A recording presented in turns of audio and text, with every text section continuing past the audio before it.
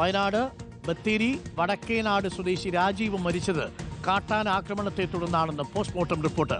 ആന്തരിക അവയവങ്ങൾക്ക് ക്ഷതമേറ്റതായി കണ്ടെത്തൽ. ദീപക്കുണ്ട് കൂടുതൽ വിവരങ്ങളുമായി. ദീപക്, ഒറ്റനോട്ടത്തിൽ വലിയ പരിക്കുണ്ടായിരുന്നില്ല എന്നാണ് നമ്മൾ കരുതിയത്. പക്ഷേ കാട്ടാന ആക്രമണത്തിൽ തന്നെയാണ് രാജീവ് മരിച്ചത് എന്നുള്ളതാണോ പോസ്റ്റ്മോർട്ടത്തിന് ശേഷം മനസ്സിലാക്കാൻ കഴിയുന്നത്?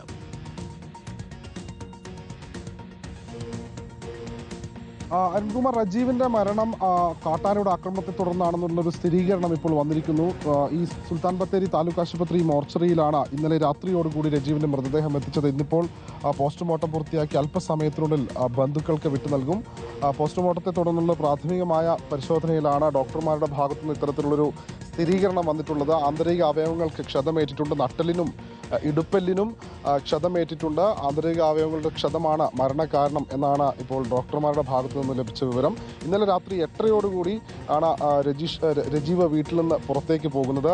കൃഷിയിടത്തിൽ ആന ഇറങ്ങി എന്നതറിഞ്ഞ് ആ ഭാഗത്ത് പരിശോധന നടത്തുന്നതിനിടയിലാണ് ആനയുടെ ആക്രമണം ഉണ്ടായത് എന്നാണ് ഇപ്പോൾ ലഭിക്കുന്ന സൂചന. ഇന്നലെ രാത്രി വൈകിയും കാണാത്തതിനെ തുടർന്നാണ് ബന്ധുക്കളും വീട്ടുകാരും ഉൾപ്പെടെയുള്ള ആളുകൾ ആ മേഖലയിൽ പരിശോധന നടത്തുന്നതിനിടയിൽ തൻ്റെ പാട്ടത്തിനടുത്ത കൃഷിയിടത്തിന് അടുത്തുള്ള സ്ഥലത്ത് മരിച്ച നിലയിൽ രജീവിനെ കണ്ടത്. പിന്നീട് ഉടൻ തന്നെ ആശുപത്രിയിലേക്ക് എത്തിക്കുകയായിരുന്നു.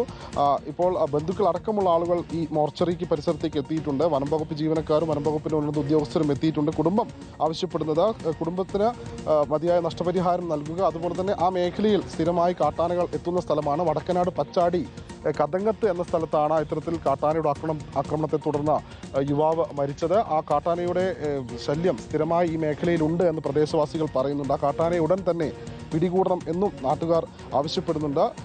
അല്പസമയത്തിനുള്ളിൽ രാജീവിൻ്റെ മൃതദേഹം പുറത്തേക്ക് എത്തിക്കും. അതിനുശേഷമായിരിക്കും ബന്ധുക്കൾക്ക് വിട്ടു നൽകുക. അതിനുശേഷം വീട്ടിലേക്ക് കൊണ്ടുപോകാനാണ് ഇപ്പോൾ തീരുമാനമുള്ളത്. ജനപ്രതിനിധികൾ അടക്കമുള്ള ആളുകൾ ഇവിടെ എത്തിച്ചേർന്നിട്ടുണ്ട്. ബന്ധുക്കളുടെ ആവശ്യമെന്ന് പറയുന്നത് ഈ പ്രദേശത്തെ കാട്ടാനയെ പിടികൂടുക, അതോടൊപ്പം ഫെൻസിംഗ് അടക്കമുള്ള പ്രതിരോധ പ്രവർത്തനങ്ങൾ തകർന്നു കിടക്കുന്ന സാഹചര്യമുണ്ട്. അതുകൊണ്ടാണ് ഈ മേഖലയിലേക്ക് കാട്ടാനകൾ എത്തുന്നത് എന്നാണ്. രാജീവിന്റെ മരണം കാട്ടാന ആക്രമണത്തെ തുടർന്നാണ് എന്നുള്ളതാണ് ഇപ്പോൾ പോസ്റ്റ്മോർട്ടം റിപ്പോർട്ട് പറയുന്നത്.